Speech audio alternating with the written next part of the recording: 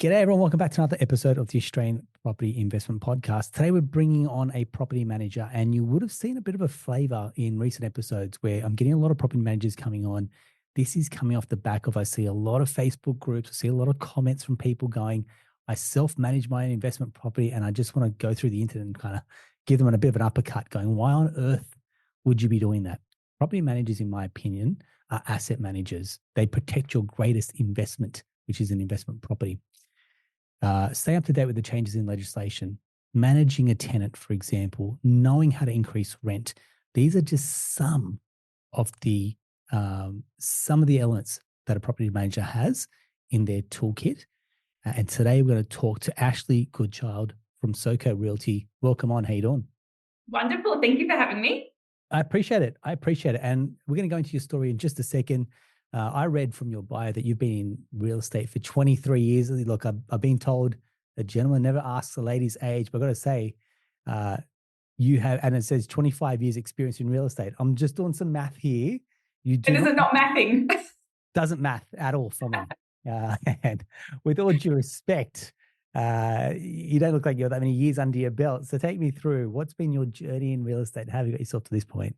It's funny because I still feel so young, and my children remind me every day that I am not as young and cool as what I think I am. So it's really refreshing to hear someone say that to me. So thank you, first of all.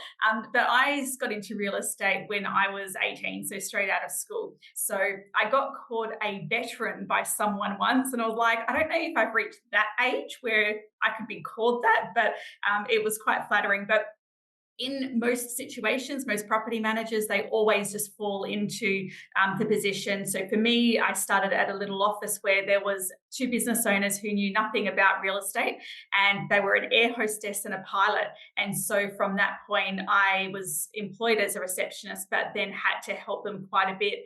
And me being a bit of a doer, I was totally sort of happy diving into lots of areas of real estate and the management of the business, and my career just progressed along like that. When I turned 23, I opened up SoCo with my brother-in-law, and we started doing property management and sales. So he does a lot of sales and I do the property management side of things. And we originally had started the business to just have a nice lifestyle with children. So he had young children. I hadn't had any children just at that time, but I knew that I wanted to in the next couple of years. So for me, it was just a really easy way to make sure that I could bring an income in, have a flexible lifestyle, and still have that second income into the family and the business at the same time. And I've been known to say that it wasn't probably real estate that I loved, it was business that I love. And so I think I could have been a hairdresser at 23 and probably just opened up a hairdresser. It just happened that I was in real estate that I opened up a real estate business. But now I love real estate. I've got to love real estate to be in it, but I love the business side of things for me personally, but I love the business side of things for investors as well. Yeah. And when we're going to go into your journey and what you've gone on to create just recently. So when you say, we started for a bit of income and lifestyle, I'm guessing that it isn't that way because you've gone and built a pretty successful business. And it's like, I'll just do this for a bit of income and a lifestyle. It's like probably the complete contrast to what you've gone on to achieve. Yeah, and everyone that I speak to that has said the same thing, I've just started a little office. I don't want any more than 100 properties. And I say that's the same thing to them. I said exactly the same thing when I was your age and doing it. It becomes addictive. And I think that when you find something that you are good at and you find easy and it makes money, you'd be an idiot to stop at 100. You should just, you just go with the flow and just keep on going until you've at capacity, I guess. But I think where I've been very lucky is that not only have I been sort of good in business and good in property management, but I've also brought on really good human beings and created a nice team. And I'm quite well known for that now, having a long-term team. And even now, I've advertised for a property manager for a position. And normally in the industry, people have find it really difficult to find a property manager. But I had 4 people within 24 hours who know me, who know about the office, and are wanting to sort of work in our team. So that has made my life a lot easier. And I think that if I didn't attract a team, I probably wouldn't have grown it to where it is now. I've just been very fortunate to be surrounded by some good people who've made that journey a lot easier. Yeah, incredible. Thanks very much. You interviewing a property manager would almost be like an investor selecting a property manager as well, right? You're going through a fairly similar recruitment process. So take me through when you're looking for a property manager to come on board with SoCo Realty, for example, what attributes are you looking for? And in turn, then what attributes should an investor be looking for to manage their property? Yeah, my first thing great question. I actually employ more for attitude.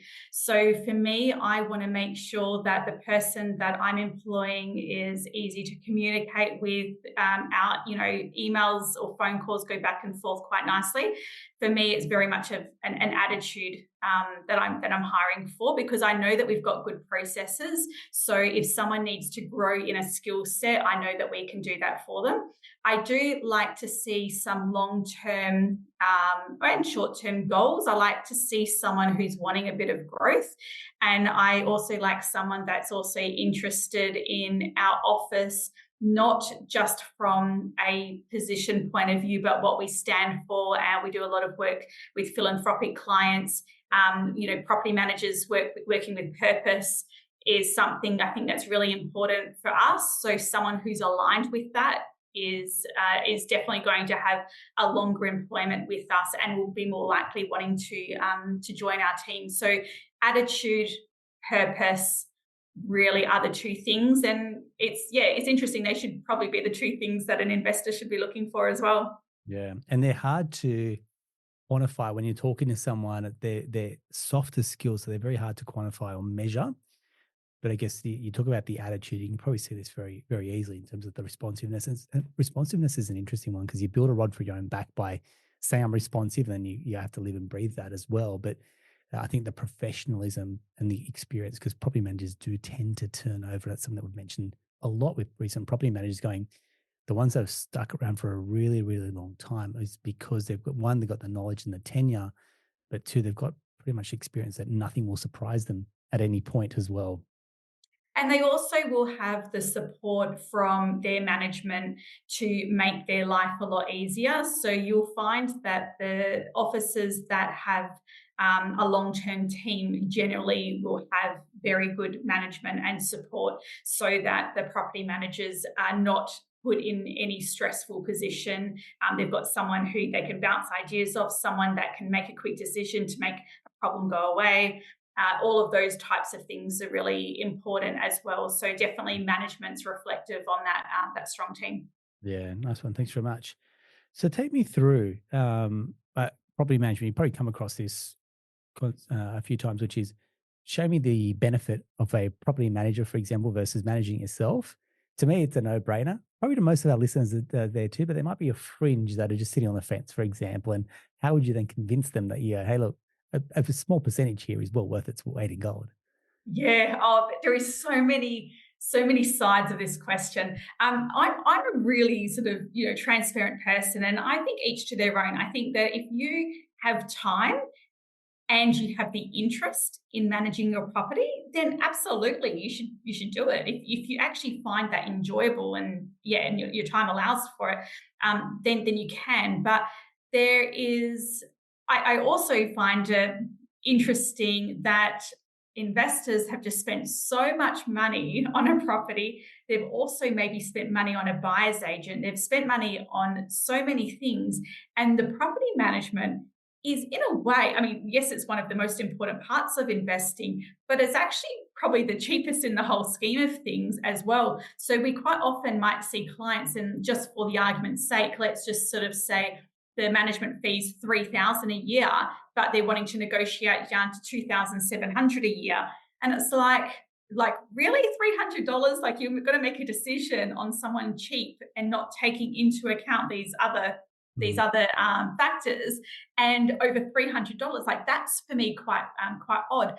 And I think there are so many factors that people aren't considering.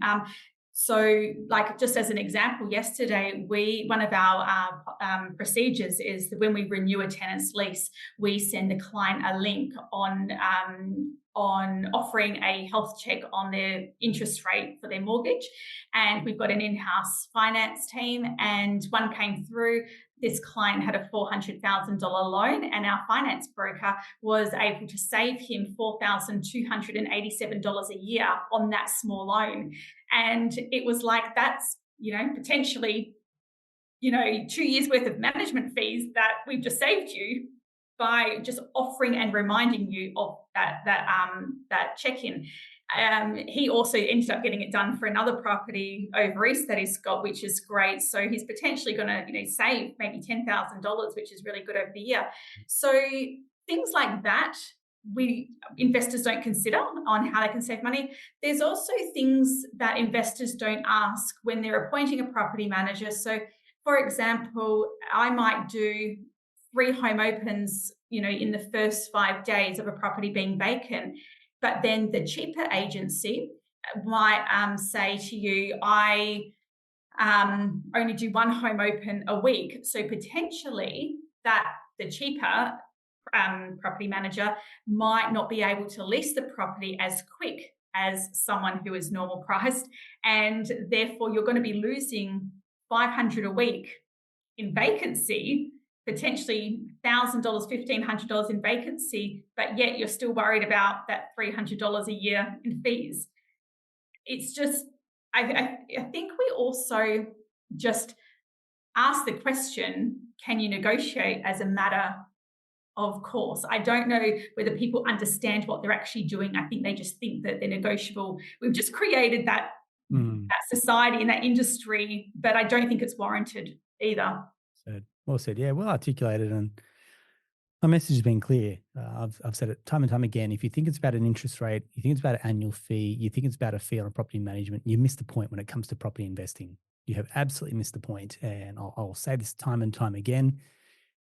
If you're investing in property that way, it's effectively you're trying to choose, and I've explained this to my team, it's like trying to choose a holiday, but choosing the cheapest airline to get there, which means it's going to take you on a detour, versus I want to go to this particular destination. What is the right airline that's fit for purpose to get me there? And you're not looking at the extra fees, you're not looking at the extra baggage. It's going, I just want to get to this destination. And investing in property is a bit like that. I want to get to this destination. Here's how I'm going to get there. Versus people take the long route, the cheap route to get there, and they wonder why they're slowed down when it comes to their investing property journey. It's because they've absolutely missed the point. It's not about property management fees. It's not about interest rate. It's not about annual fees. It's about the team, and it's about the purpose of what you're trying to do as well. So, and for me as well, like, I reference it to Uber Eats. Like, you can cook your own dinner at home, but it's a lot more convenient and quicker to order something. And I think sometimes that's the other thing, is it's very convenient to use a property manager, and you can put all of those problems, when the neighbor calls, fence issues. I've got one at the moment with retaining wall, from the neighbor. A property manager looks after all of that for you. So we can make your life a lot more convenient. And that's really what it's all about. I remember a long, long time ago, I had a client who called me and he said, I want a reduction on my management fees because you guys aren't really doing much. Like, tenant pays rent on time, maintenance has been sorted out easy.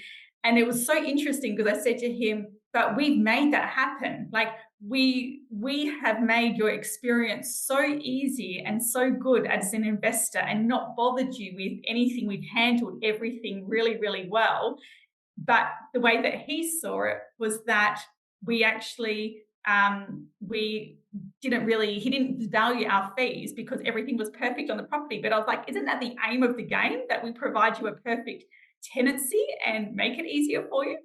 It was the only time in my whole career that someone's asked me that, but it was just really, really interesting. And the first thing that came into my mind was, so do you want me to have a crap tenant so we have to work hard so you can see all that extra work we're doing to justify the fee? Or would you rather everything be perfect and pay a fee? And I don't even want to say premium fee, because it's not, it's just a normal average fee. And you not be bothered with everything, and you get paid each month and maintenance is handled. Like that's the goal. Yeah, the less that you hear from your property manager, the better. It means, yeah, things are under control. And when you do hear from a property manager, then they're giving you options. I can only speak to our recent experience. Say, hey, look, this is what's going to happen. We're going to send someone out there. If it's certain dollar amount, we'll go ahead and fix it. If it's above this amount, we'll run by you, for example.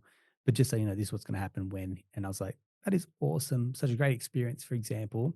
And that's that level of proactiveness versus the property manager that comes to you going, running every decision by you. What do I do next? What would you like to do? It's like you're not solving the problem. You're coming to make more problems, for example. And that's what you know it. A great property manager, a great broker, a great buyer's agent is going, I can solve your problems. Give that to me because that's my zone of genius versus I'm going to put this monkey on your back and you tell me what you want to do, Mr. or Mrs. Client, for example. Yeah. Yeah. So take me through something that I guess triggered our conversation, which is Empowered Investor, which is a new course that you've put out. I'm intrigued. Tell me more. How did this come about? And for those that aren't familiar with what you've recently completed, give some context. Yeah, so Jackie Skine and I, Jackie's over in Queensland, we got together on Zoom, and what we found was that there is so much cross investing around Australia, and it can be quite confusing for investors. But there's also such a need for self education, and I think the investors these days they love listening to your podcast, they love YouTube, they love all of that. And so we wanted to provide some information to investors that was going to help them from the process before they started looking for a property.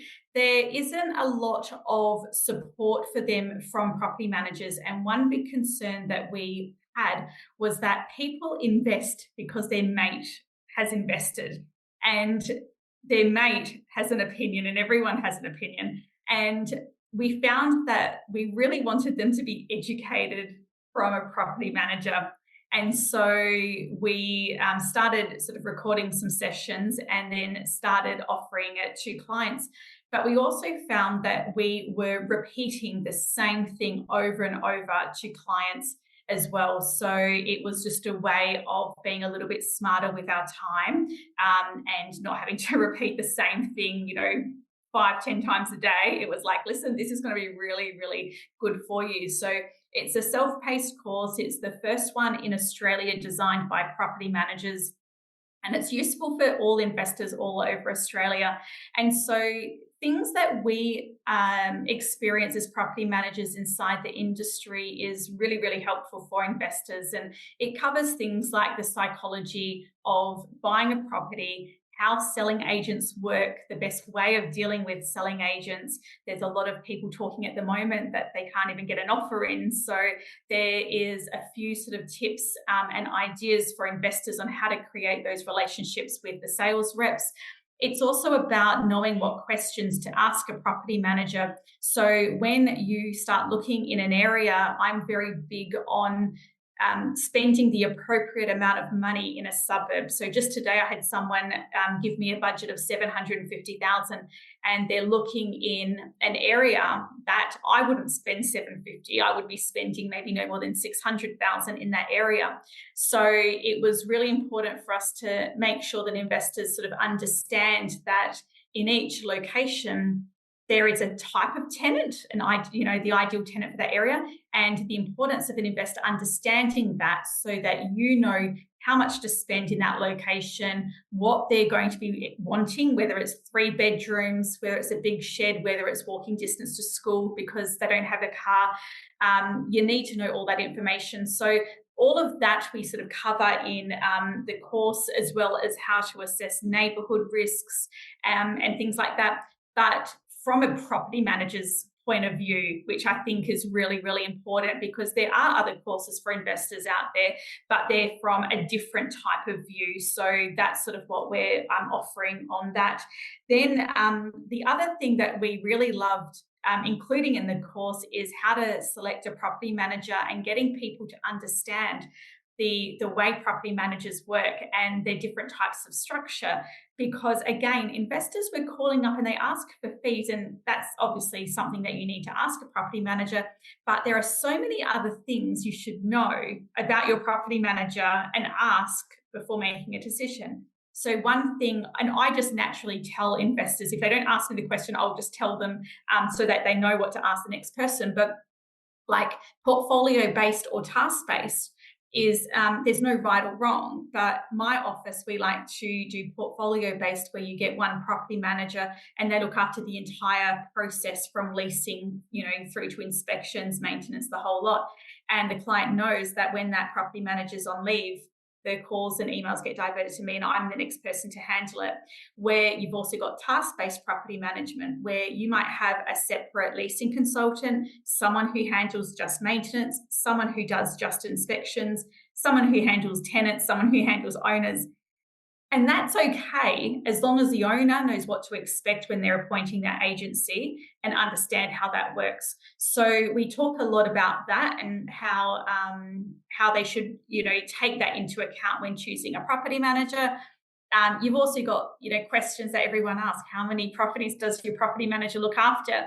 There's better questions to ask about that as well, because they might have a big offshore team. Maybe they don't. Maybe they've got these great systems, maybe they don't.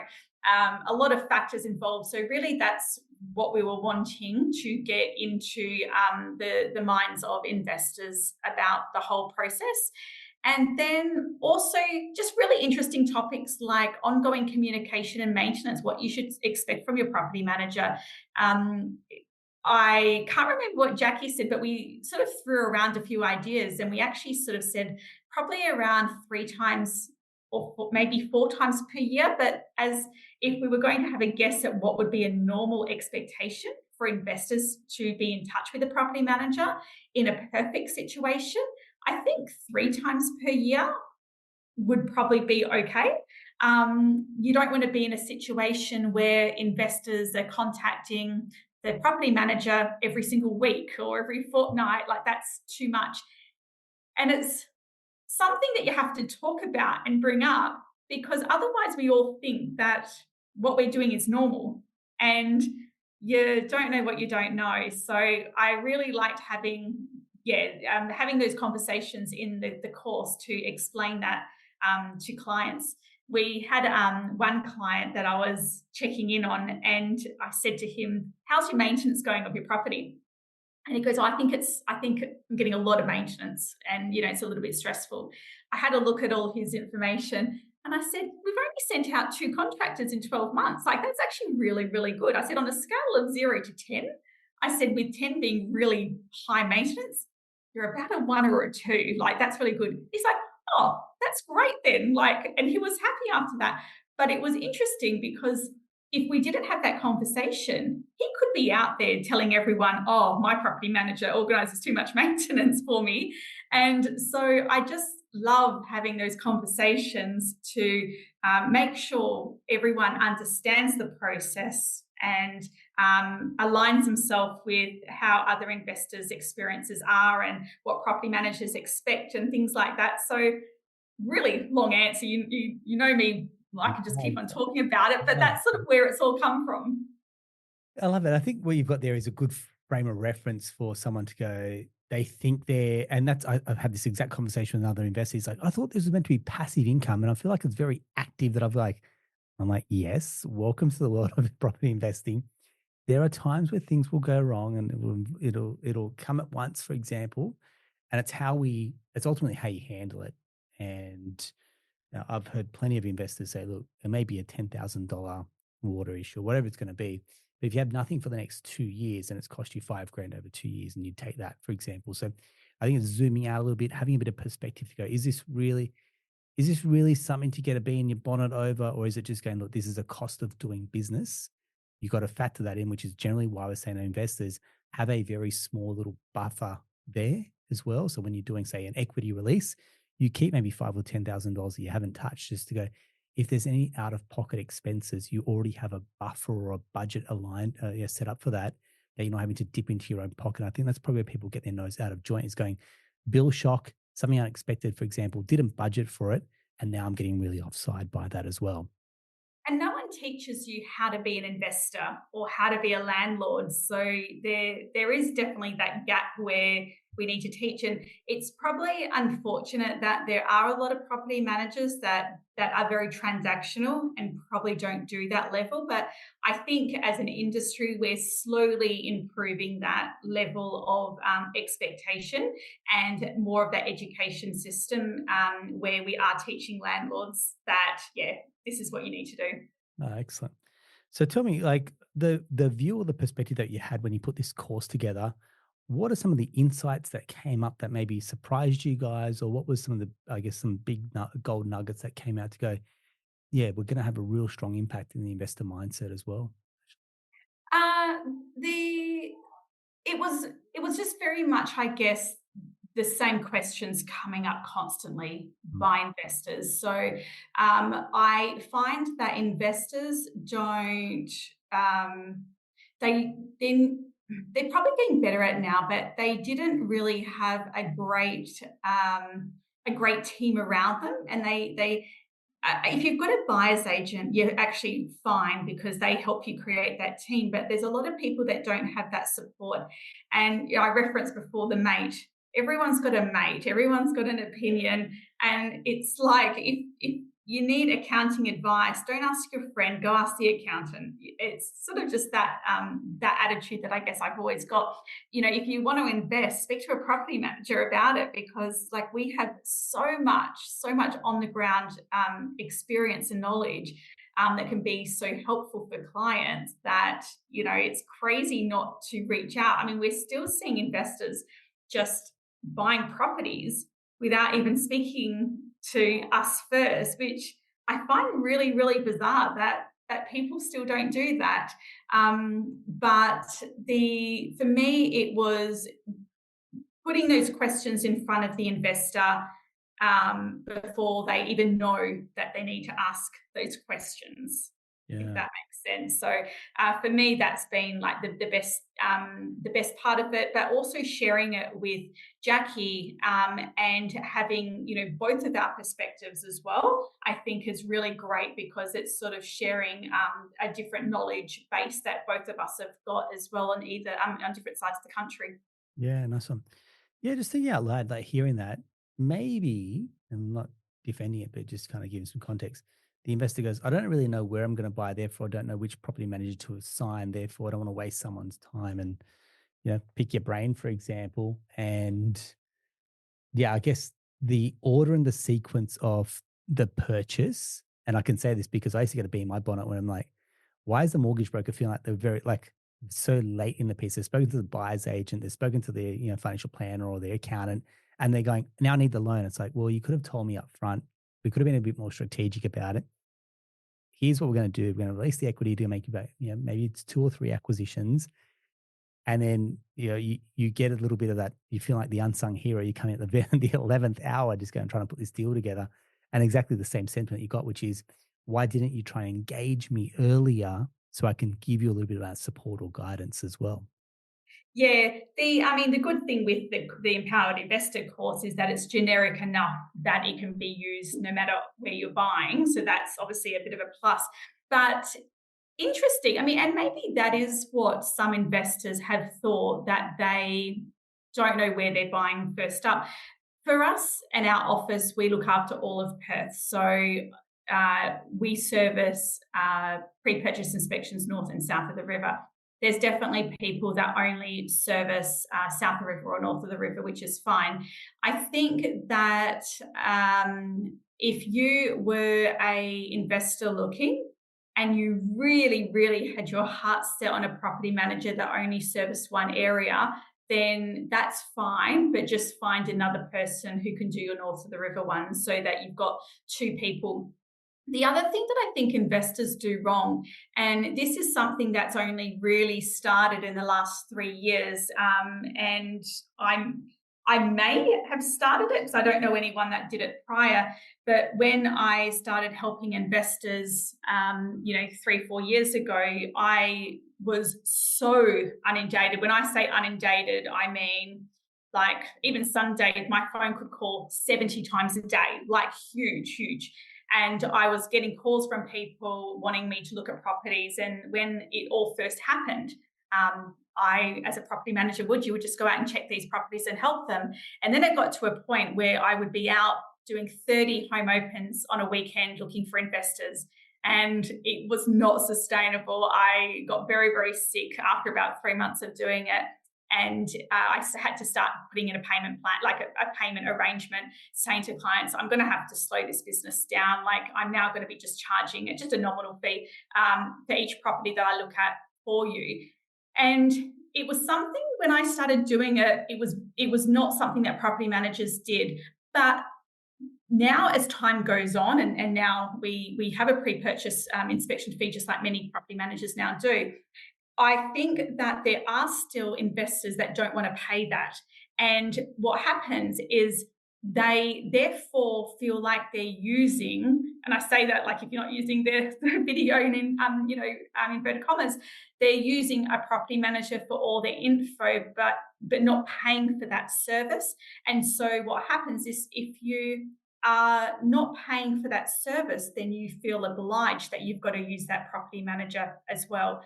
Where if you actually pay for the service of a pre-purchase inspection or a buyer's agent or whoever you use, you're paying for a service for that job. The property management is down the track. You can decide on that down the track because you're paying for this service.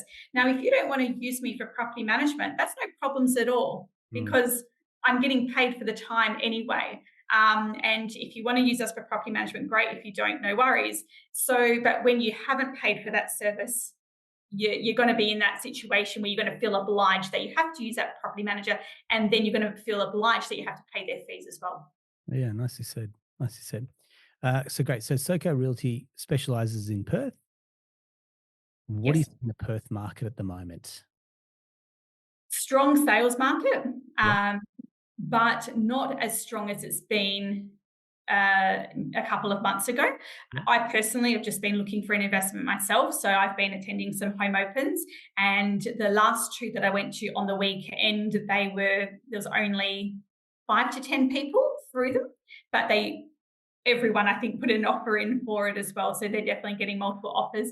And like many investors, I put in my best price, which, wasn't as strong as the next person and missed out, which is fine. So sales market definitely strong. I'm seeing sales agents more open to negotiating before a home opens. So that's quite good to see as well.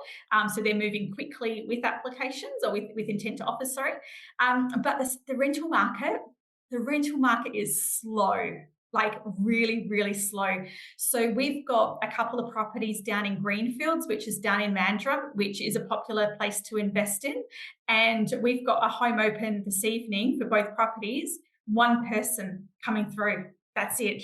Okay. And so slow. However, there's randomly a few other suburbs in Perth, like Cannington has probably had the most tenant inquiries in on it, where we had a home open recently and we had 50 people come through that property in Cannington. So very, very hit and miss. Very inconsistent. And I would say that you need to really trust your property manager. If your property manager isn't getting inquiries, don't just think, oh, they're doing a bad job, they've got no interest. It's actually the market, because that has actually come up a few times with some investors calling me saying, my property manager hasn't listed. I said, listen, it actually is that market. They've done a good job of the marketing. All looks good.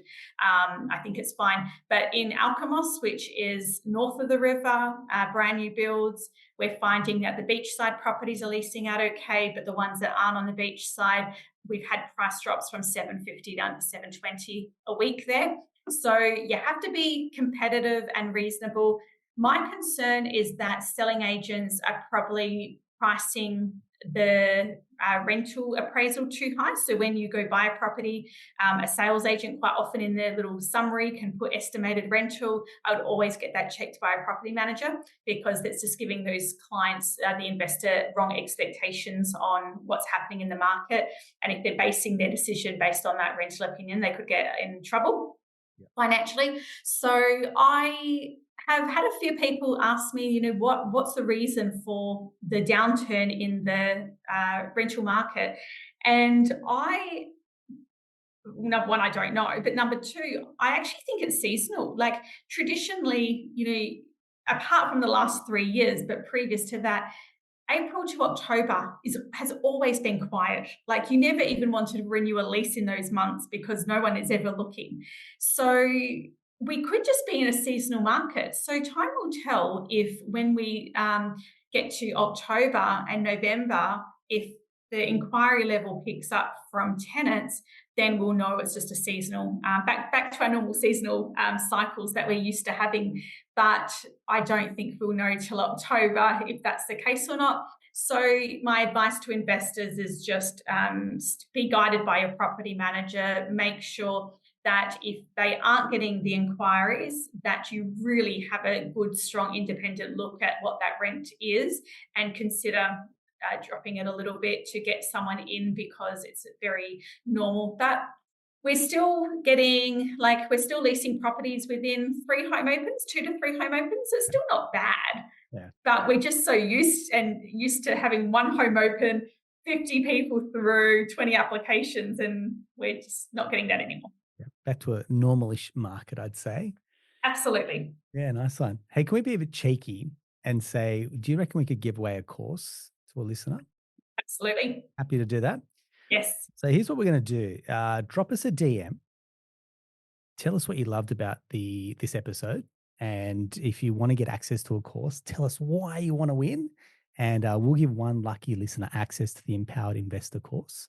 And I've had a look at it, and I think what you've put together is great. And I think the perspective and lens coming from a property manager is an interesting one. I think you've done a great job as leading the industry.